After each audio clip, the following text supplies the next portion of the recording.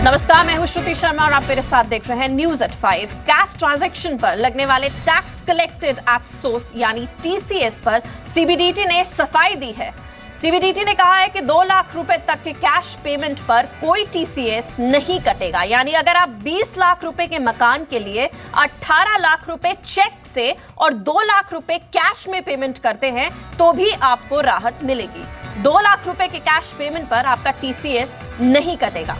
आपको बता दें कि वित्त मंत्री अरुण जेटली ने बजट में 2 लाख रुपए से ज्यादा के कैश पेमेंट पर 1% टीसीएस लगाने की घोषणा की थी। इनकम टैक्स विभाग 2 लाख रुपए से ज्यादा के कैश में बुलियन खरीदारी पर 1% टीसीएस वसूलता है।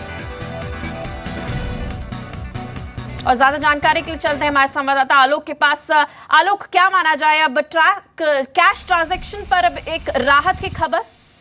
देखिए, सरकार ने जो बजट में अनाउंसमेंट किया था उसको लेकर कुछ क्लैरिफिकेशन इस वक्त सीबीडीटी की तरफ से आए हैं, जिसमें बताया गया है कि जो सरकार ने घोषणा की थी बजट में कि 2 लाख से ज़्यादा के कैश ट्रांजैक्शन पर 1% टीसीएस लगेगा। उसमें अगर टोटल किसी प्रोडक्ट के लिए अगर पेमेंट भी दी जाती है, अगर वो 5 लाख की पेमेंट है, अगर उसमें से अगर 4 लाख रुपए चेक के जरिए दिया गया और 1 लाख रुपए अगर कैश के जरिए दिया जाता है, तो इसका मतलब ये नहीं कि 1 लाख रुपए पर आपको 1% का टीसीएस यानी टैक्स कलेक्टेड एट सोर्स लगेगा।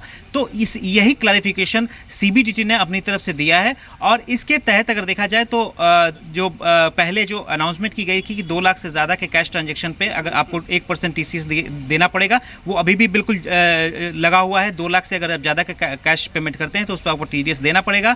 और इसके अलावा जो पहले जो एक ये भी खबर आ रही थी कि जो बुलियन खरीदते वक्त अगर 2 लाख से ज़्यादा पेमेंट करते हैं और ज्वेलरी खरीदने पर 5 लाख से ज़्यादा पेमेंट करते हैं तो वहाँ पर भी 1% टीसीएस देना पड़ेगा। वो खबरें बीच में आई थी कि सरकार ने रोल बैक किया था, लेकिन इस सीबीडीटी ने यह भी क्लैरिफाई किया है कि जो नियम है बुलियन के लिए 2 लाख और ज्वेलरी के लिए 5 लाख अभी भी बरकरार है। तो इसलिए उसमें कोई फेरबदल नहीं की गई है। जो अभी क्लैरिफिकेशन यही आई है कि कुछ लोगों को ये दिक्कत हो रही थी कि अगर टोटल ट्रांजैक्शन अगर 5 लाख से है तो वहाँ पर क्या अगर कैश कंपोनेंट अगर 2 लाख से कम है या ज़्यादा है तो वहाँ पर क्या 1% जो टीसीएस है वो लगेगा नहीं। इसी को देखते हुए सीबीडीटी ने क्लैरिफिकेशन दिया है। जी श्रुति। जी बिल्कुल, जो लोग बड़े ट्रांजैक्शंस करते हैं, खरीदारी करते हैं, तो उनके लिए भी एक राहत की बात मानी जाती है। बहरहाल आलोक, आपका बहुत बहुत शुक्रिया इस पूरी जानकारी के लिए। और बात करते हैं ब्लैक मनी की। ब्लैक मनी पर सरकार ने सख्त रवैया अपनाया है। वित्त राज्य मंत्री जयंत सिन्हा ने कहा है कि 30 सितंबर तक अनडिस्क्लोज्ड इनकम का खुलासा नहीं करने वालों पर कड़ी कार्रवाई होगी। और इस बीच वित्त मंत्री अरुण जेटली ने कल शाम 4 बजे एक अहम बैठक बुलाई है। कल ही पीएम मोदी ने ब्लैक मनी रखने वालों को सख्त चेतावनी भी दी थी। सरकार ने 30 सितंबर तक अघोषित आय को घोषित करने के लिए विशेष सुविधा देश के सामने प्रस्तुत की है। जुर्माना दे करके हम अनेक प्रकार के बोझ से मुक्त हो सकते हैं।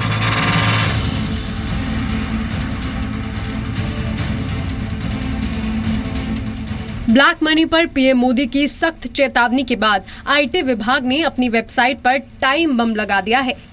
ये ब्लैक मनी रखने वाले उन लोगों के लिए चेतावनी है कि 30 सितंबर तक अपनी अनडिस्क्लोज्ड इनकम का खुलासा कर दें या फिर इस बम के फटने का इंतजार करें। अनडिस्क्लोज्ड इनकम के खुलासे के लिए सरकार इनकम डिक्लेरेशन स्कीम लेकर आई है। ब्लैक मनी पर वित्त मंत्री अरुण जेटली ने कल शाम 4 बजे बैठक बुलाई है, जिसमें इनकम डिक्लेरेशन स्कीम पर चर्चा होगी। बैठक में सीआईआई, फिक्की, एसोचैम के प्रतिनिधि शामिल होंगे। साथ ही चार्टर्ड अकाउंटेंट्स ऑफ इंडिया और institute of company secretaries of India के अधिकारी भी शामिल होंगे। बैठक में बार एसोसिएशन और इनकम टैक्स अधिकारियों को भी बुलाया गया है। फिलहाल ब्लैक मनी के खिलाफ सरकार की सख्ती का असर दिखना शुरू हो गया है। सरकार को इंडियंस के 1100 विदेशी खातों में 13,000 करोड़ रुपए की ब्लैक मनी का पता चला है। सरकार को 2011 में 400 और 2013 में करीब 700 बैंक अकाउंट्स के बारे में जानकारी मिली थी।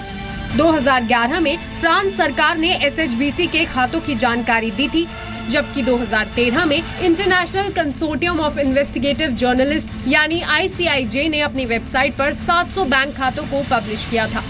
आईटी विभाग ने इन पर 5,377 करोड़ रुपए का टैक्स लगाया है। दरअसल 30 सितंबर तक टैक्स घोषित करने वालों से संपत्ति के बारे में कोई पूछताछ नहीं होगी, लेकिन उसके बाद ब्लैक मनी पकड़े जाने पर सरकार न सिर्फ टैक्स और सरचार्ज वसूलेगी बल्कि भारी भरकम पेनल्टी भी लगाएगी। ब्यूरो रिपोर्ट, जी मीडिया, दिल्ली। और वित्त राज्य मंत्री जयंत सिन्हा ने कहा है कि ब्लैक मनी का खुलासा नहीं करने वालों के खिलाफ सरकार सख्त कार्रवाई करेगी। सरकार ने 30 सितंबर तक ब्लैक मनी का खुलासा करने का समय दिया है। जयंत सिन्हा ने एक्सक्लूसिव बातचीत की हमारे संवाददाता प्रकाश प्रियदर्शी से। हमारे साथ एमओएस फाइनेंस जयंत सिन्हा है। सर, जिस तरीके से हम देख रहे हैं ब्लैक मनी को लेकर सरकार ने एक बार फिर से एक नई शुरुआत की है। 30 सितंबर तक का मौका दिया है। जिन लोगों के पास ब्लैक मनी है उसको डिस्क्लोज करें, उसके बाद सरकार ये कह रही काफ़ी स्ट्रिक्ट एक्शन लिए जाएंगे। तो आपको लगता है कि जिस तरीके से पहले हमने देखा है कि बहुत ज़्यादा चीज़ें सामने नहीं आई हैं, बहुत ज़्यादा डिस्क्लोजर्स नहीं हुए हैं, तो क्या अब इस तरह की चीज़ें सामने आएंगी और इससे कुछ बेहतर परिणाम निकलेगा? ये कोई नई शुरुआत नहीं है। हम लोग तो बहुत दिनों से इस पे लगे हुए हैं और आपको मालूम है कि पिछले साल हम लोगों ने फॉरेन ब्लैक मनी का जो लेजिस्लेशन है उसको हम लोगों ने पारित किया और इस बार फाइनेंस बिल में हम लोगों ने एक वॉलंटरी डिस्क्लोजर स्कीम लागू की है। तो ये काम जो है वो बरकरार है, हम लोग लगे हुए हैं। और जो विदेश में जो लोग काले धन को आज के समय छुपाए हुए हैं उनको एक हम लोगों ने कंप्लायंस विंडो दिया था पिछले साल। जिन लोगों ने नहीं डिस्क्लोज़ किया उन पे अब सख्त कार्रवाई हो रही है, जांच चल रहे हैं। इस साल हम लोगों ने घरेलू काले धन पे एक मौका दिया है। ये जब कंप्लायंस विंडो, डिस्क्लोजर विंडो बंद हो जाएगा सितंबर 30 को, तो फिर हम लोग सख्ती से आगे कार्रवाई करेंगे। और अब आपको बताते हैं क्या है इनकम डिक्लेरेशन स्कीम। 30 सितंबर तक अनडिस्क्लोज इनकम घोषित करने का मौका है और आपको बताते हैं कि 30 सितंबर आप तक अनडिस्क्लोज इनकम घोषित कर सकते हैं। आपको मौका दिया जा रहा है। घोषित इनकम पर 45% टैक्स पेनल्टी और सरचार्ज लगेगा। साथ ही घोषित इनकम पर 30% टैक्स और अनडिस्क्लोज इनकम के बारे में कोई पूछताछ बिल्कुल नहीं होगी। और 30 नवंबर तक टैक्स और पेनल्टी चुकाने की सुविधा होगी। 30 नवंबर तक आपको बता दें। और भ्रष्टाचार से कमाई गई संपत्ति पर छूट बिल्कुल नहीं मिलेगी और 30 सितंबर के बाद पकड़े जाने पर सख्त कार्रवाई होगी। तो 30 सितंबर तक का समय दिया जा रहा है। 100% से लेकर 300% तक जुर्माने का प्रावधान भी है, यानी 100% से 300% तक का जुर्माना और 3 महीने से लेकर 7 साल तक की जेल भी हो सकती है। ये अगर 30 सितंबर तक आपने अपने जो एसेट्स हैं वो डिस्क्लोज नहीं किए, उसके बारे में आपको हमने बताया। बहरहाल भारत आज औपचारिक तौर पर MTCR यानी मिसाइल टेक्नोलॉजी कंट्रोल रिजीम का सदस्य बन गया है। भारत अब अमेरिका से प्रीडेटर ड्रोन खरीद सकेगा, दूसरे देशों को अपनी मिसाइलें भी बेच सकेगा। साउथ ब्लॉक में विदेश सचिव एस जयशंकर ने सदस्यता के दस्तावेजों पर दस्तखत किए। फ्रांस, नीदरलैंड्स और लग्जमबर्ग के राजदूत भी इस मौके पर मौजूद रहे। भारत MTCR का 35वां सदस्य देश बना है। विदेश मंत्रालय ने MTCR और SCO सदस्यता के बाद जल्द ही NSG सदस्यता मिलने की भी उम्मीद जताई है। कांग्रेस ने भी फैसले का स्वागत किया है। हमारी MTCR की सदस्यता और SCO की सदस्यता दोनों 10 वर्ष पूर्व हमने कार्य इन पर आरंभ किया। उस समय भी कई लोगों ने कहा था अरे भारत को तो चीन कभी भी SCO का सदस्य नहीं बनने देगा, MTCR में हम कभी नहीं घुस पाएंगे, लेकिन ताशकंद में हम SCO के पूर्ण सदस्य बन गए हैं। Now today this development is a very happy development. The Prime Minister is working hard, the External Affairs Minister also is working hard, trying to mobilize international support in each and every arena. MTRC की सदस्यता का है तो missile technology में तो हिंदुस्तान पहले ही बहुत आगे। बाकी जो सदस्य हैं उनको टेक्नोलॉजी हम देंगे तो उनको अवश्य लाभ मिलेगा। MTCR दुनिया में मिसाइल टेक्नोलॉजी के प्रसार पर नियंत्रण रखने वाले 34 देशों का समूह है। MTCR का सदस्य बनने के बाद भारत के लिए दूसरे देशों से उच्च स्तरीय मिसाइल तकनीक खरीदना आसान हो जाएगा। भारत अमेरिका से प्रेडेटर ड्रोन खरीद सकेगा, दूसरे देशों को अपनी मिसाइलें भी बेच सकेगा। MTCR की सदस्यता के लिए 2015 में भारत ने आवेदन किया था। प्रधानमंत्री नरेंद्र मोदी ने RBI गवर्नर रघुराम राजन पर हो रहे हमले को गलत करार दिया है। उन्होंने कहा है कि रघुराम राजन कहीं से भी कम देशभक्त नहीं है। आपको बता दें कि बीजेपी पार्टी सांसद सुब्रमण्यम स्वामी के राजन के खिलाफ मुहिम चलाई थी। पीएम का बयान ऐसे समय काफी महत्वपूर्ण है जब सुब्रमण्यम स्वामी राजन के साथ साथ मुख्य आर्थिक सलाहकार अरविंद सुब्रमण्यम और आर्थिक मामलों के सचिव शक्तिकांत दास के खिलाफ भी अभियान चला रहे हैं। पीएम ने कहा है कि चाहे हमारी पार्टी के हों या किसी और पार्टी के, ऐसे बयान गलत हैं। पब्लिसिटी के लिए ऐसे बयान से देश का भला नहीं होगा। पीएम ने कहा है कि लोगों को अगर सोचते हैं कि वो सिस्टम से बड़े हैं तो वो बिल्कुल गलत हैं। और 251 रुपए में स्मार्टफोन देने का दावा करने वाली रिंगिंग बेल्स एक बार फिर से सुर्खियों में है। कंपनी का कहना है कि वो 1 जुलाई से फ्रीडम 251 फोन की डिलीवरी शुरू करने जा रही है। कंपनी का दावा है कि वो 2 लाख फोन डिलीवर करेगी। हालांकि इस बार कंपनी को फोन 1180 रुपए में पड़ रहा है, लेकिन कंपनी इस फोन को 251 रुपए में ही दे रही है। कंपनी ने 10 से 12 ऐप बनाने वाली कंपनियों से करार किया है, जिनसे पैसा लेकर कंपनी घाटे की भरपाई करेगी। इसके बाद भी कंपनी को प्रति फोन 180 रुपए की घाटा होगा और कंपनी का दावा है कि वो भविष्य में कई और ऐप्स के साथ करार करके घाटे की भरपाई कर लेगी। कंपनी को करीब 7 करोड़ फोन के लिए बुकिंग मिली थी। कंपनी के मुताबिक वो लकी ड्रॉ के जरिए फोन उपलब्ध कराएगी। हर राज्य में बुकिंग के हिसाब से फोन उपलब्ध कराए जाएंगे। रिंगिंग बेल्स के सीईओ मोहित गोयल से खास बात की हमारे संवाददाता असीम मनचंदा ने। 251 रुपए वाले स्मार्टफोन का इंतजार खत्म हो चुका है। अगले 2 से 3 दिन के अंदर ये बाजार में उपलब्ध होगा। हमारे साथ बात करने के लिए इस वक्त कंपनी के फाउंडर एंड सीईओ मोहित गोयल है। मोहित, ये फ़ोन कब मार्केट में अवेलेबल होगा? सर 30 जून से या 1 जुलाई से हम इसकी डिलीवरी देने जा रहे हैं। 1 जुलाई से आपको मार्केट में दिखेगा। कितने फ़ोन आप डिलीवर करेंगे इसके? सर अभी हम 2 लाख यूनिट्स हमने इसके रेडी करवाई हैं। 2 लाख यूनिट्स हम डिलीवर करेंगे।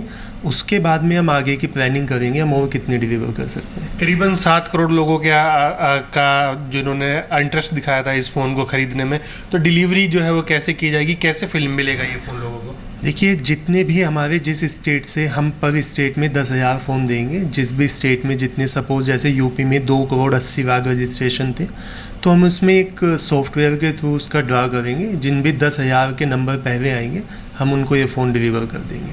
तो लक्की ड्रा के जरिए जो है उनको फ़ोन दिया जाएगा? बिल्कुल। और स्पेसिफिकली ये कॉस्ट के बारे में जानना चाहूँगा कि आपको ये फ़ोन कितने में पड़ रहा है? सर कंपनी को ये जो फ़ोन पड़ा है 1180 रुपये इसकी प्राइस आई है। और पहले हम इसमें मार्जिन एक्सपेक्ट कर रहे थे कि हमें इसमें 30 से 50 रुपये का प्रॉफिट होगा, लेकिन जो हमारा बिज़नेस मॉडल था और जितनी ऐप से हम टाइप करना चाह रहे थे वो ऐप से टाइप नहीं हुआ है। अभी हमें 12 ऐप से टाइप हुआ है। हम 20 ऐप से इसमें टाइप करना चाह रहे थे, तो अभी हमें इसमें 180 रुपये के आसपास का लॉस आ रहा है। रिलायंस कम्युनिकेशन सीडीएमए ग्राहकों को बहुत ही आकर्षक ऑफर दे रहा है। आरकॉम के देश भर में करीब 80 लाख सीडीएमए ग्राहक हैं, जिनमें से पहले चरण में 9 सर्कल में सीडीएमए ग्राहकों को 4G सेवाएं लेने का ऑफर दिया है। इन 9 सर्कल में करीब 50 लाख सीडीएमए ग्राहक हैं। आरकॉम 93 रुपए में 10 GB डेटा का ऑफर दे रही है। रिलायंस 150 रुपए का टॉक टाइम फ्री है। पैक की वैलिडिटी 1 महीना रहेगी। ये ऑफर नए ग्राहकों के लिए नहीं है।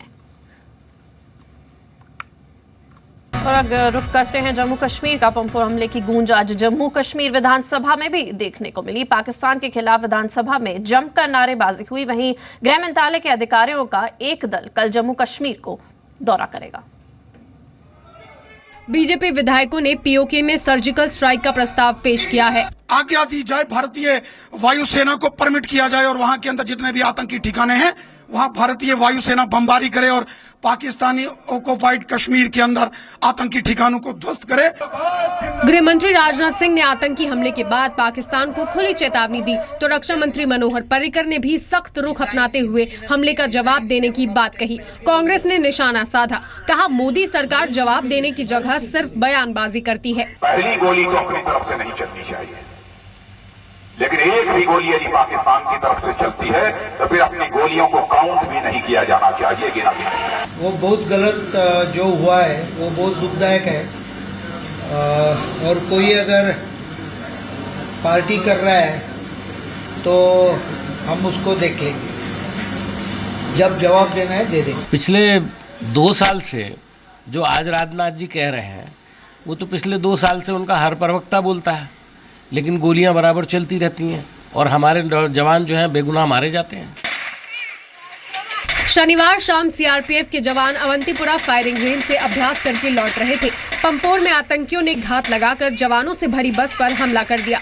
सीआरपीएफ के 8 जवान शहीद हो गए, 20 से ज्यादा जवान घायल हो गए। जवानों ने जवाबी कार्रवाई में 2 आतंकियों को मार गिराया। और शहादत की अहमियत और उस पर सियासत सिर्फ दिल्ली में नहीं हो रही है, इस पर जम्मू कश्मीर में भी खेल हो रहा है। जम्मू कश्मीर की मुख्यमंत्री महबूबा मुफ्ती एक बयान देकर विवादों में घिर गई हैं। पंपोर में जवानों पर हमले के बाद महबूबा ने कहा था कि रमजान के पाक महीने में हमला हुआ है, जिससे वो मुस्लिम होने को लेकर शर्मिंदा है। मुफ्ती ने कहा है कि आतंकियों को इस सबसे कुछ भी हासिल होने वाला नहीं है, इसमें मुस्लिम धर्म भी बदनाम हो रहा है। विपक्षी दलों ने महबूबा को इस टिप्पणी के लिए आड़े हाथों लिया और नेशनल कॉन्फ्रेंस ने कहा है कि यही महबूबा मुफ्ती है जो कहती थी कि आतंकवाद का कोई धर्म नहीं होता। अब अचानक वो आतंकवाद को इस्लाम से जोड़ रही हैं, जिसके लिए मुसलमानों को शर्मिंदा होना चाहिए। किसी का बेटा छीनते हैं, किसी का बाप छीनते हैं, तो मुझे लगता है ये बहुत ही कंडेमनेबल चीज है और इसका हासिल तो कुछ नहीं होता है, बल्कि दिन ब दिन इससे जो है हम कश्मीर को बदनाम कर रहे हैं, अपने रियासत को बदनाम कर रहे हैं और साथ ही साथ अपना जो हमारा मजहब है जिसकी आड़ में हम ये करते हैं, मुझे लगता है उसको हम बहुत ही बड़ा दचका पहुंचाते हैं। पता नहीं चलता कि पाकिस्तान के तरफ से रवैया इनका कौन सा रहना चाहिए, बीजेपी ने अभी तय नहीं किया। एक तरफ से दोस्ती का हाथ बढ़ाते हैं, एक तरफ से शॉल और साड़ी बेचते हैं एक दूसरे को, एक तरफ से अचानक लाहौर जाते हैं शादी के प्रोग्राम में हिस्सा लेने के लिए और दूसरी तरफ से कहते हैं कि हम हमला करेंगे। हमले से कुछ नहीं होगा। इस बुलेटिन में इतना ही। जी बिजनेस पर खबरों का सिलसिला जारी रहेगा, आप देखते रहिए जी बिजनेस। नमस्कार।